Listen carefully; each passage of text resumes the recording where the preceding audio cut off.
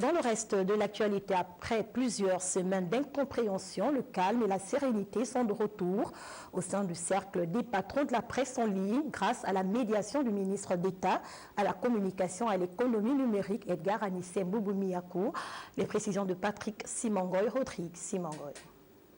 La sérénité est revenue au sein du cercle des patrons de la presse en ligne, le CPPL, grâce à une médiation menée avec panache par le ministre d'État à la communication et à l'économie numérique, Edgar Anissé Mbouboumyakou, dont les qualités de fin négociateur ont été reconnues par les hommes et femmes de la presse en ligne, divisés ces dernières semaines par des questions d'ego et d'incompréhension qui ont failli déteindre sur l'image de cette jeune corporation. Il est important de rappeler que notre association traversait une période de crise assez importante.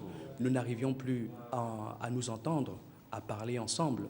Et grâce à la médiation du ministre d'État, ministre de la Communication, nous avons pu enfin trouver des consensus, des voies de solution et d'harmonisation de notre organisation. Le calumet de la paix a été définitivement fumé.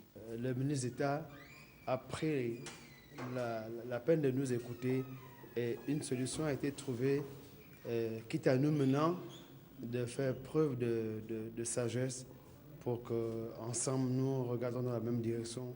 L'essentiel a été préservé, à savoir l'honneur, le travail bien fait, l'émulation, la pondération et la profession. Beaucoup de compatriotes se doutaient de votre capacité encore à renaître de vos propres centres. Merci chers cadets, merci chers compatriotes. Vous avez tous compris la nécessité de servir votre nation en étant ensemble. Je me ferai fort, évidemment, de transmettre aux plus hautes autorités du pays, en tête desquelles le chef de l'État, votre volonté de vous ressaisir et de l'accompagner. Parce que la presse aussi doit pouvoir accompagner les politiques.